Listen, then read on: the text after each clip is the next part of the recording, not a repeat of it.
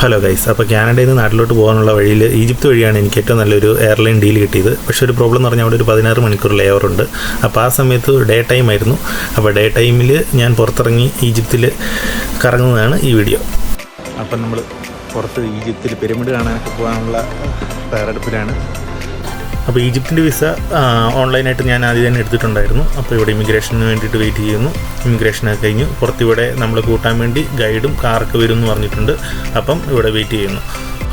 അപ്പം നമ്മുടെ കാറ് വന്നു, കാർ കയറി. നമ്മുടെ കാറിൽ നമ്മുടെ ഗൈഡും ഉണ്ട്, പ്രത്യേകിച്ച് വേറൊരു ഡ്രൈവറും ഉണ്ട്. അപ്പോൾ ഗൈഡിൻ്റെ പേര് ഹാസിം എന്നാണ്, ഡ്രൈവറുടെ പേര് മുഹമ്മദ് എന്നാണ്. അപ്പം നമ്മൾ കാർ കയറിയപ്പോൾ അവർ നമ്മളെ വെൽക്കം ഒക്കെ ചെയ്ത് പിന്നെ ഈജിപ്തിൻ്റെ ബേസിക് ആയിട്ടുള്ള കുറേ കാര്യങ്ങളൊക്കെ പറഞ്ഞു തന്നു. അപ്പോൾ പുള്ളി അതിൻ്റെ അകത്ത് മെയിനായിട്ട് പറഞ്ഞിട്ടുണ്ടായിരുന്നത് ഈജിപ്ത് ഒരു അറബ് ഇസ്ലാമിക് കൺട്രിയാണ്. 80% മുസ്ലിംസും 20% ക്രിസ്ത്യൻസാണ് ഇവിടെ ഉള്ളത്. ഇവരുടെ മെയിൻ സോഴ്സ് ഓഫ് ഇൻകം എന്നൊക്കെ പറയുന്നത് സൂയിസ് കനാൽ, അതുപോലെ ഇവിടുത്തെ ടൂറിസങ്ങൾ, പിന്നെ അഗ്രികൾച്ചറൊക്കെ എന്നൊക്കെ ഉള്ള ബേസിക് ആയിട്ടുള്ള കാര്യങ്ങളൊക്കെ പറഞ്ഞു തന്നു. ഈജിപ്ത് ഒരു ആഫ്രിക്കൻ കൺട്രി ആണെങ്കിലും അതിന് കുറേ ഭാഗമൊക്കെ ഏഷ്യയിലും ഉണ്ടെന്നാണ് നമ്മുടെ ഗൈഡ് നമ്മളോട് പറഞ്ഞത്. അപ്പോൾ നമ്മൾ ആദ്യം തന്നെ നമ്മൾ പിരമിഡ് കാണാനായിട്ടാണ് പോകുന്നത്. അപ്പം ഞാൻ ഈ ട്രിപ്പ് ബുക്ക് ചെയ്തത് എങ്ങനെയാണെന്ന് പറയാം. ഞാൻ എക്സ്പീഡിയ എന്ന് പറഞ്ഞ ആപ്പ് വഴിയാണ് ബുക്ക് ചെയ്തത്. എനിക്കപ്പം ഒരു 8 മണിക്കൂറിൻ്റെ ഒരു ടൂറാണ് ഇവർ ചെയ്തു തരുന്നത്. അതിന് നമ്മൾ $90 കൊടുക്കേണ്ടത്. അതിൻ്റെ അകത്ത് ഇൻക്ലൂഡ് ആയിട്ടുള്ള ആക്ടിവിറ്റീസ് എന്തെന്നൊക്കെ വെച്ച് വന്നാൽ, ഒന്ന് നമ്മൾ പിരമിഡ് കാണാൻ പോകുന്നു, 2 ഫീനിക്സ് എന്ന് പറഞ്ഞിട്ടുള്ള അതിൻ്റെ അവിടെ ഒരു സ്ഥലത്ത് പോകുന്നു, പിന്നെ മെംഫിസ്, പിന്നെ സക്കോറ എന്ന് പറഞ്ഞിട്ടുള്ള ഒരു സ്ഥലത്തൂടെ പോകുന്നു, പിന്നെ ഇൻക്ലൂഡിങ് ലഞ്ച് പ്ലസ് നമുക്ക് വേണ്ടി പ്രൈവറ്റ് കാറ്, അതുപോലെ അതിന് നമുക്ക് ഇംഗ്ലീഷ് ഗൈഡും ഉണ്ട്. ഇത്രത്തിനെല്ലാം കൂടെ ആയിട്ടാണ് അവർ $90 നമ്മുടെ ഇന്ന് മേടിക്കുന്നത്. $90 എന്ന് പറയുമ്പോൾ ഏകദേശം 8000 രൂപ ഇന്ത്യൻ മണിയാണ് വരുന്നത്.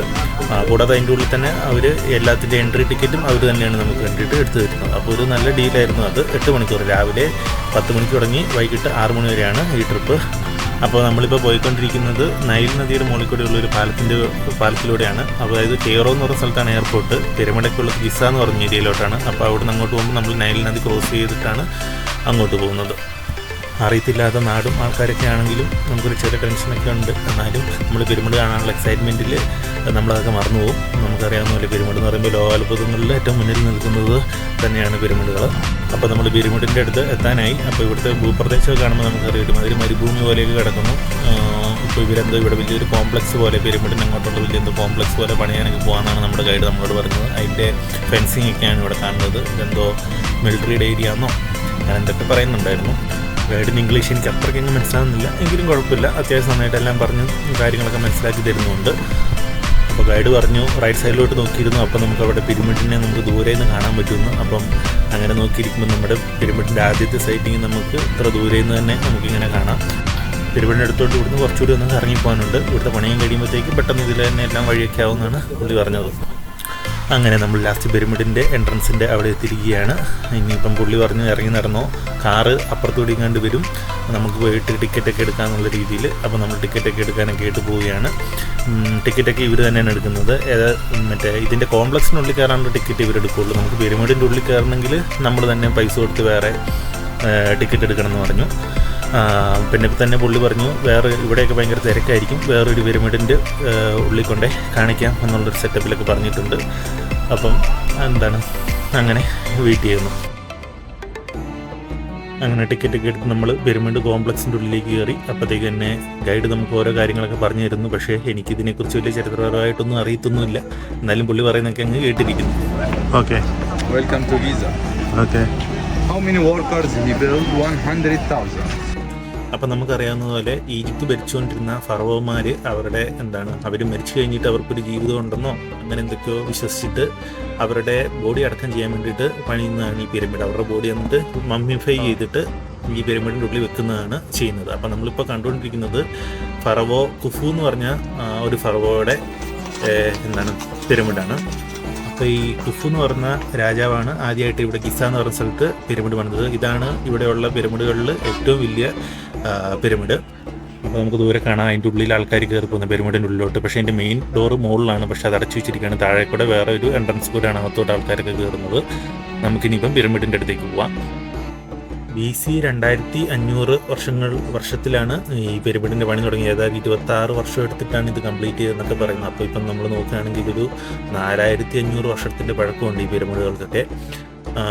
ഇത് ഭയങ്കര വലിയ കല്ലുകളൊക്കെ ഉപയോഗിച്ച് പണിതൊക്കെയാണ് പിന്നെന്താണ് ഈ കല്ലുകളൊക്കെ കുറേ ഇവിടുന്ന് എടുത്ത് കുറേ എണ്ണം കെയ്റോ എന്ന് പറഞ്ഞ സ്ഥലത്തു നിന്നോ പിന്നെ നൈൽ നദി വഴി കൊണ്ടുവന്നതെന്നൊക്കെയാണ് ഗൈഡ് പറഞ്ഞത്. അതായത് പണ്ട് നൈൽ നദി ഇതിൻ്റെ സൈഡിൽ കൂടെയാണ് ഒഴുകിക്കൊണ്ടിരുന്നത്, ഇപ്പം നദി വേറൊരു സൈഡിൽ ഭാഗത്താണ് ഒഴുകുന്നത്. പക്ഷെ പണ്ട് ഇതിലായിരുന്നു. അപ്പോൾ ഇവർ കല്ല് നദി വഴി കൊണ്ടുവന്നു, അങ്ങനെ നദിയിൽ നിന്ന് കല്ലെടുത്തതും അങ്ങനെ കുറേ കാര്യങ്ങളൊക്കെയാണ് പറയുന്നത് ഇതിനെക്കുറിച്ച്. ഇത് ഭയങ്കര വലിയ കല്ലുകളൊക്കെ ഉപയോഗിച്ചാണ് പണിതേക്കുന്നത്. കണ്ടോ, ഒരാൾ ഹൈറ്റിൻ്റെ അത്രയും വലിയ കല്ല് ഉപയോഗിച്ചിട്ടാണ് ഇത് പണിതേക്കുന്നത്. അപ്പോൾ നമുക്ക് ഊഹിക്കാമല്ലോ ഇതൊക്കെ പണിയുന്ന സമയത്ത് എത്രത്തോളം പേരുടെ ജീവനൊക്കെ നഷ്ടപ്പെട്ടിട്ടുണ്ടാവുന്നു. അതുപോലെ നമ്മുടെ ഗൈഡ് ഇപ്പോൾ നമ്മളെ ഒരു ഷെല്ല് കൊണ്ട് കാണിക്കുകയാണ്. അപ്പം പണ്ട് നൈൽ നദി ഇതിലാണ് ഒഴുകിക്കൊണ്ടിരുന്നത്. അപ്പം നദി നിർത്ത കല്ലുകളും അങ്ങനെ നദി ഇതിൻ്റെ അടുത്തൂടെ ആയിരുന്നു എന്നുള്ള തെളിവായിട്ടാണ് പുള്ളി അതുകൊണ്ട് കാണിച്ചു തന്നത്. അതിനുശേഷം പുള്ളി നമുക്ക് നല്ല വീഡിയോയും ഫോട്ടോയൊക്കെ എടുത്തു തന്നു. ആദ്യം സെക്യൂരിറ്റി സമ്മതിച്ചില്ല, പിന്നെ പുള്ളി നമ്മുടെ ഗൈഡ് സെക്യൂരിറ്റിക്ക് കുറച്ച് പൈസയൊക്കെ കൊടുത്തിട്ട് നല്ല വീഡിയോയും ഫോട്ടോയൊക്കെ എനിക്ക് പിരമിഡിൻ്റെ മുന്നിൽ നിന്നൊക്കെ എടുത്തു തന്നു. പിരമിഡിൻ്റെ കൂടുതൽ ഡീറ്റെയിൽസ് ഒന്നും ഞാൻ പറയുന്നൊന്നുമില്ല, കാരണം എനിക്ക് അതിനെക്കുറിച്ച് വലിയ ധാരണയില്ല. പിന്നെയെന്ന് വെച്ചാൽ ഇഷ്ടംപോലെ ഇതിൻ്റെ ചരിത്രം പറയുമ്പോൾ ഒത്തിരി കാര്യങ്ങളൊക്കെ പറയാനുണ്ട്. കൂടാതെ ഈ പിരമിഡിനെ ചുറ്റിപ്പറ്റി ഒത്തിരി ചരിത്രപ്രസിദ്ധമായ സംഭവങ്ങളൊക്കെ ഉണ്ട്. പക്ഷെ നമുക്കെല്ലാം കാണാനുള്ള സമയമില്ല. നമ്മൾ ഒരു ദിവസം 8 മണിക്കൂറിൻ്റെ ഒരു ട്രിപ്പിന് വന്നതാണ്. അപ്പോൾ ഗൈഡ് പറഞ്ഞു പുള്ളി എല്ലാം ഓടിച്ചിട്ട് ജസ്റ്റ് കാണിക്കാം. അപ്പോൾ ഞാൻ വിചാരിച്ചു ഒരു പ്രാവശ്യം കൂടെ പറ്റുവാണെങ്കിൽ ഇവിടെയൊക്കെ വരണം. അപ്പോൾ ഇതിനെക്കുറിച്ചൊക്കെ കൂടുതൽ നമ്മൾ അറിവ് നേടിക്കഴിഞ്ഞിട്ട് വന്ന് ഒന്നുകൂടി കാണണം എന്നൊക്കെ ഒരു ആഗ്രഹമൊക്കെയുണ്ട്. പിന്നെ ഇവിടെ നമുക്ക് കുറേ ഇങ്ങനെ കുതിര സഫാരി അതേപോലെ ഒട്ടക സഫാരിയൊക്കെ നടത്തുന്നവരെ കാണാം. അപ്പം ഗൈഡ് പറഞ്ഞു ഒട്ടകത്തിൻ്റെ സഫാരി ചെയ്യുന്ന ഒരു സ്ഥലത്ത് കൊണ്ടുപോകാം, ഒരു അടിപൊളി സ്ഥലമുണ്ട് അങ്ങോട്ട് കൊണ്ടുപോകാം എന്നൊക്കെ പറഞ്ഞു. അപ്പം നമ്മൾ അങ്ങോട്ട് പോകുന്നു. ഇതിൻ്റെ തൊട്ട് പുറകിലായിട്ട് നമുക്ക് വേറൊരു പിരമിഡ് കാണാം. അത് എന്താണ് ഫറവോ ഖാഫ്രി എന്ന് പറഞ്ഞ പുള്ളിയുടെ പിരമിഡാണ്. അപ്പം നമ്മൾ അതിനെ കടന്നിട്ടാണ് ഇനിയിപ്പോൾ നമ്മൾ മുകളിലേക്ക് പോകുന്നത്. ഈ കുഫു എന്ന് പറഞ്ഞ രാജാവിൻ്റെ മകനാണ് ഖാഫ്രി. ഖാഫ്രിയുടെ മകൻ ഒരു മെൻകൂറ എന്ന് കണ്ട് പറഞ്ഞൊരു പുള്ളിയുണ്ട്. അപ്പോൾ ആ രാജാവിന് ആ ഫറവോയ്ക്കും ഒരു പിരമിഡുണ്ട് ഇവിടെ. അപ്പം അങ്ങനെ 3 മെയിൻ പിരമിഡുകളാണ് ഇവിടെ ഉള്ളത്. പിന്നെ 3 ചെറുത്, അതെന്തോ രാജ്ഞിമാർക്ക് വേണ്ടി പണി തുടങ്ങിയാണ്, പക്ഷെ പണി തീർത്തിട്ടില്ല. അങ്ങനെ നമ്മൾ ഒട്ടക സഫാരിയുടെ സ്ഥലത്തെത്തി. അവിടുന്ന് സഫാരി സ്റ്റാർട്ട് ചെയ്തു. $20 അവർ ചാർജ്. ആ ചാർജ് നമ്മൾ തന്നെ കൊടുക്കണം. അപ്പം നല്ല വെയിലും ചൂടൊക്കെയാണ്. വെയിലൊക്കെ അടിച്ച് അത്യാവശ്യം നല്ല ടാനൊക്കെ അടിച്ചാണ് ഇരിക്കുന്നത്. പിന്നെ അവർ പറഞ്ഞിട്ടുണ്ടായിരുന്നു ഈ സഫാരി ചെന്നെത്തുന്ന സ്ഥലത്തെത്തുമ്പോൾ നമുക്ക് 6 പിരമിഡ് നമുക്ക് ഒരുമിച്ച് കാണാൻ പറ്റും. ഇവിടെ 6 പിരമിഡാണ് ഉള്ളത്, 3 വലുതും 3 ചെറുതും. അപ്പം 3 ചെറുത് ഞാൻ പറഞ്ഞ പോലെ ഈ രാജ്ഞിമാർക്ക് വേണ്ടി പണിത് തുടങ്ങിയതാണ്. പക്ഷേ അതിൻ്റെ പണി പൂർത്തിയാക്കുന്നതിന് മുന്നേ തീർന്നിട്ടില്ല. അപ്പോൾ അത് ശരിക്കും കാണാൻ പറ്റില്ല. പക്ഷേ 3 വലുത് നമുക്ക് നല്ല വ്യക്തമായിട്ട് കാണാൻ പറ്റും എന്നാണ് പറഞ്ഞിട്ടുണ്ടായിരുന്നത്.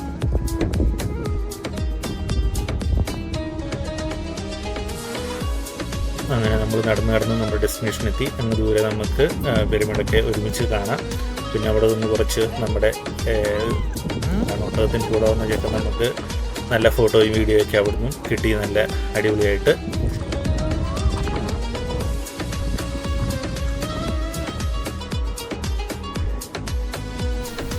അങ്ങനെ ക്യാമൽ സഫാരി ഒക്കെ തിരിച്ചെത്തി. ഇനി നമ്മൾ ഗ്രേറ്റ് ഫിൻസ് ഓഫ് ഗിസ എന്ന് പറഞ്ഞുള്ള സംഭവം കാണാനായിട്ട് പോകുന്നത്. അവിടെ നമ്മൾ കാറിന് ഇതിൻ്റെ തന്നെ വേറൊരു ഭാഗത്തായിട്ടാണ് അതുള്ളത്, അങ്ങോട്ട് പോവുകയാണ്. ഇവർ നല്ല ഈജിപ്ഷ്യൻ മ്യൂസിക്കൊക്കെ ഇട്ടിട്ടാണ് കാറിന് പോകുന്നത്. നല്ല രസമാണ് മ്യൂസിക്.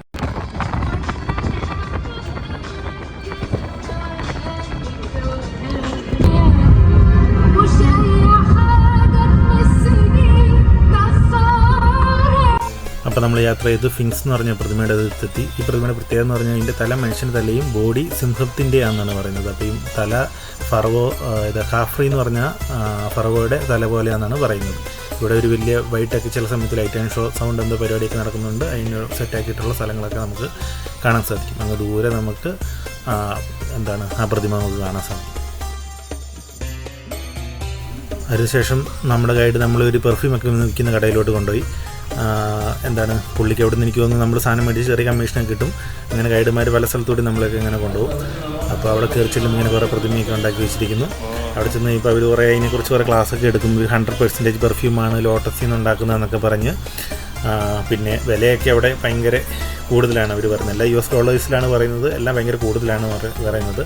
പിന്നെ ഞാൻ അവിടെ നിന്നും മേടിച്ചില്ല, എല്ലാം കണ്ട് തിരിച്ചിറങ്ങിപ്പോന്നു. അപ്പോഴത്തേക്ക് ഉച്ച സമയമൊക്കെ ആയി. അപ്പോഴത്തേക്ക് ഗൈഡ് പറഞ്ഞു നമുക്കിനി ഫുഡ് കഴിക്കാൻ പോകാം എന്നുള്ള രീതിയിൽ. അപ്പോൾ അത് കുറച്ചൊരു സ്ഥലത്തോട്ടാണ് പോകുന്നത്, കാരണം ഇനിയുള്ള കാര്യങ്ങളൊക്കെ നമുക്ക് അവിടെയാണ് കാണാനുള്ളത്. അപ്പോൾ അങ്ങനെ പോയിക്കൊണ്ടിരിക്കുന്നു.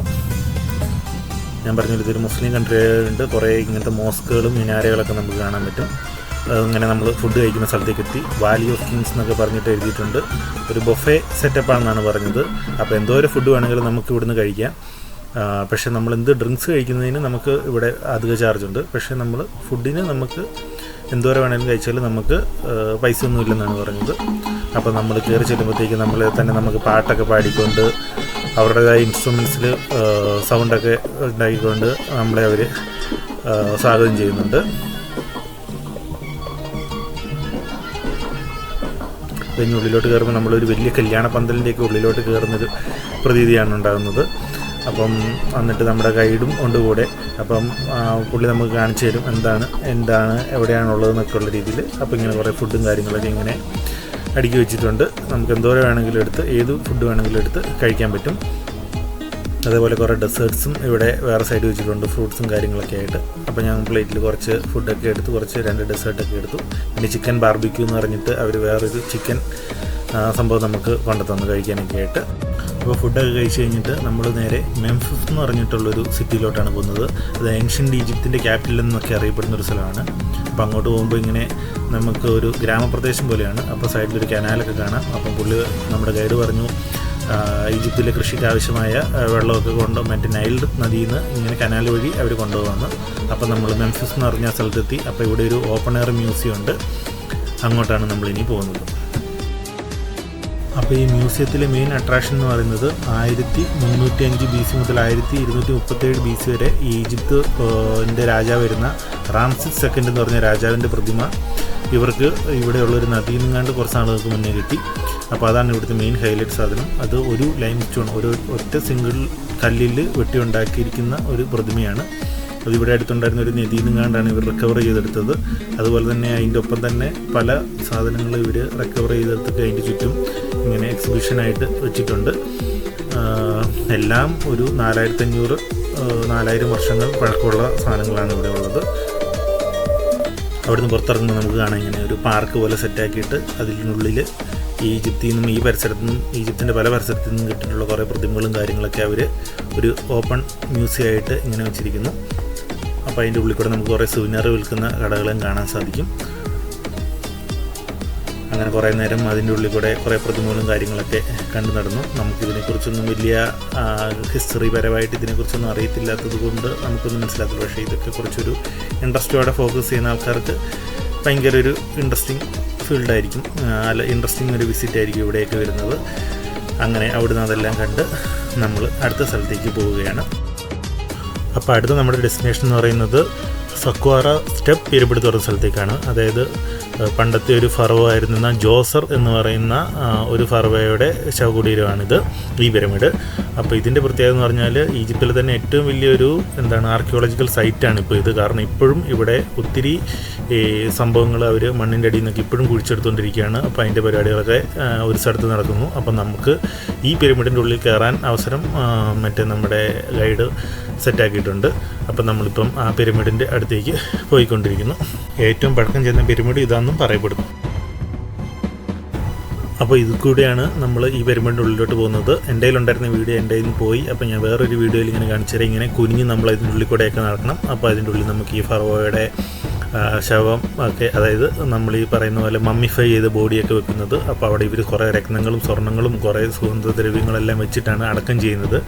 അപ്പോൾ ഇവർ പറയുന്നത് അതൊക്കെ ഇവർ കണ്ടെടുത്തപ്പോഴത്തേക്ക് അതൊക്കെ വേറെ ഇതിന് മുന്നേ വന്ന പല ആൾക്കാരും വന്ന് അതെല്ലാം മോഷ്ടിച്ചുകൊണ്ട് പോയി, അല്ലെ കടത്തിക്കൊണ്ട് പോയി എന്നൊക്കെയാണ് പറയപ്പെടുന്നത്. അപ്പോൾ ഞാൻ പറഞ്ഞ പോലെ ഇത് വലിയൊരു ആർക്കിയോളജിക്കൽ സൈറ്റാണ്. ലോകത്തിലെ ഏറ്റവും പഴക്കം ചെന്നൊരു ആർക്കിയോളജിക്കൽ സൈറ്റുമാണ്. 4500-5000 വർഷം പഴക്കമുള്ള ഇതാണ്. ഇപ്പോൾ ഇവിടെ നമുക്ക് കുറേ രാജാക്കന്മാരുടെയും ഫറവോന്മാരുടെയും തോമ്പുകളും പിരമിഡുകളൊക്കെ കാണാൻ സാധിക്കും. അപ്പം കിങ് കെഗേമി എന്നൊക്കെ പറഞ്ഞ് ഒത്തിരി രാജാക്കന്മാരെയൊക്കെ, അതായത് ഫറവോന്മാരെയൊക്കെ അടക്കിയിട്ടുള്ള സ്ഥലങ്ങളും പിന്നെ പഴയ കാലത്തെ പെയിൻറ്റിങ്സ് ഒക്കെ നമുക്ക് കാണാൻ സാധിക്കും. അപ്പോൾ അതിനൊക്കെ ഓരോ കഥ ഇങ്ങനെ അവർ ഗൈഡ് നമുക്ക് പറഞ്ഞു തരുന്നുണ്ട്. അപ്പോൾ ഞാനിതൊക്കെ അത്ഭുതത്തോടെ കേട്ടിരിക്കുന്നു. 4000-5000 വർഷങ്ങൾക്ക് മുമ്പ് ഇത്ര വലിയ ഒരു സിവിലൈസേഷൻ ഉണ്ട്, അല്ലെ ഇതേപോലെ ഒരു അപ്പം നടന്ന അപ്പോഴത്തെ സംഭവങ്ങളൊക്കെ ഇപ്പോഴും ഉണ്ടെന്നുള്ള കാര്യമൊക്കെ നമുക്ക് വിശ്വസിക്കാൻ പറ്റത്തില്ല. ഇത് ഓരോ മൃഗങ്ങളെയൊക്കെ ബലിയർപ്പിക്കുന്ന ഒരു ഏരിയയാണ് പുള്ളി കാണിച്ചു തന്നിരിക്കുന്നത്. അതിൻ്റെ ചിത്രങ്ങളും ചുവരിൽ തന്നെ കൊടുത്തിട്ടുണ്ട്. അപ്പം നമുക്ക് പെട്ടെന്ന് മനസ്സിലാവുകയും ചെയ്യും. അപ്പം കുറേ ഇങ്ങനെ ചിത്രപ്പണികൾ ചുവരെ കാണാം. കുറേ പുള്ളി എക്സ്പ്ലെയിൻ ചെയ്യുന്നുണ്ട്. പക്ഷേ എന്താണ്, നമ്മൾ അത്യാവശ്യം കണ്ട് നമ്മളവിടെ നിന്ന് പുറത്തോട്ടിറങ്ങി. അതിനുശേഷം ഗൈഡ് നമ്മൾ ഹാൻഡ് മെയ്ഡ് കാർപ്പറ്റൊക്കെ ഉണ്ടാക്കുന്ന ഒരു സ്ഥലത്തേക്ക് കൊണ്ടുവന്നു. അപ്പോൾ പുള്ളി പറഞ്ഞു ഇവിടെ കുറേ പേര് ഇവിടുത്തെ ആൾക്കാർ അവരുടെ കൈത്തറി സംഭവങ്ങളൊക്കെ ഉണ്ടാക്കുന്ന സ്ഥലമാണ്. അപ്പോൾ ഇവിടുന്ന് നമ്മൾ സാധനം മേടിക്കണം, എന്നാൽ ഇവർക്കൊരു ഹെൽപ്ഫുൾ ആവും എന്നൊക്കെ പറഞ്ഞു. പക്ഷേ പറയുന്ന പോലെ തന്നെ ഗൈഡുമാർ നമ്മളെ പല സ്ഥലത്തോടും കൊണ്ടുപോകും. പക്ഷെ നമുക്ക് ഇഷ്ടപ്പെട്ടെങ്കിൽ മാത്രം നമുക്ക് സാധനം മേടിച്ചാൽ മതി. പുള്ളി കുറേ കാർപ്പറ്റൊക്കെ നമ്മളിട്ട് കാണിക്കുന്നു. എല്ലാത്തിനും 50-100 US$ പറയുന്നത് അവർ. അപ്പോൾ നമ്മൾ അവിടുന്ന് പുറത്തേക്ക് ഇറങ്ങി. അപ്പോൾ ഞാൻ പറഞ്ഞാൽ ഇവിടെ ഈ ഈജിപ്തിൻ്റെ കറൻസി ഈജിപ്ഷ്യൻ പൗണ്ടാണ്. പക്ഷേ ഇവർ ഫുള്ള് ടൂറിസ്റ്റുകളെല്ലാം ഇപ്പോഴും ഭയങ്കര ടൂറിസ്റ്റുകളൊക്കെ വരുന്നതുകൊണ്ട് ഇവരെല്ലാം US$ പറയുന്നത്. അതുകൊണ്ട് അവർ ഭയങ്കര ചാർജുമാണ് പറയുന്നത്. പക്ഷേ നമ്മൾ മേടിക്കണം എന്ന് നിർബന്ധമൊന്നുമില്ല. പക്ഷേ നമുക്ക് ഇഷ്ടപ്പെട്ടാൽ മേടിക്കുകയും ചെയ്യാം. അപ്പം നമ്മുടെ ഇന്നത്തെ ട്രിപ്പ് ഏകദേശം കഴിഞ്ഞു. വൈകിട്ട് സമയം 5:45-6 മണിയാകാനായി. അപ്പോഴത്തേക്ക് നമ്മൾ ഇനിയിപ്പോൾ ഇവർ നേരെ എയർപോർട്ടിൽ കൊണ്ടുവിടുകയാണ് ചെയ്യുന്നത്. അപ്പോൾ ഒരു അടിപൊളി ട്രിപ്പായിരുന്നു. അവർ പറഞ്ഞ സ്ഥലത്തെല്ലാം കൊണ്ടുപോയി. നമ്മൾ ഈജിപ്തിൻ്റെ പിരമിഡും മറ്റേ പല ആർക്കിയോളജിക്കൽ സൈറ്റുകളൊക്കെ കണ്ടു. നമ്മൾ 5000-6000 വർഷങ്ങൾക്ക് മുമ്പേ ഉണ്ടായിരുന്ന ഒരു ജനതയുടെ കുറേ കാഴ്ചകളൊക്കെ കാണാൻ സാധിച്ചു. ഇനിയിപ്പം നമ്മുടെ ട്രിപ്പൊക്കെ കഴിഞ്ഞ് അവർ നേരെ എയർപോർട്ടിലോട്ട് കൊണ്ടുവിടുകയാണ്. നമ്മൾ എയർപോർട്ടിൽ നിന്ന് പിക്ക് ചെയ്ത് തിരിച്ച് എയർപോർട്ടിൽ കൊണ്ടുവിട്ട് നമ്മുടെ എല്ലാ കാര്യങ്ങളും അവർ നോക്കും. ഒരു അടിപൊളി ട്രിപ്പായിരുന്നു. അപ്പം വീഡിയോയൊക്കെ ഇഷ്ടപ്പെട്ടെന്ന് വിചാരിക്കുന്നു. അപ്പോൾ നമ്മൾ യാത്ര ചെയ്ത് എയർപോർട്ടിലെത്തി. ഇനി എയർപോർട്ടിൽ അവർ നമ്മൾ പറയുന്ന ടെർമിനലിൽ കൊണ്ടുവിടും. ആ ടെർമിനലിൽ നിന്ന് കയറി ഇനിയിപ്പം നാട്ടിലോട്ടുള്ള യാത്ര കണ്ടിന്യൂ ചെയ്യുകയാണ്. അപ്പം ബൈ.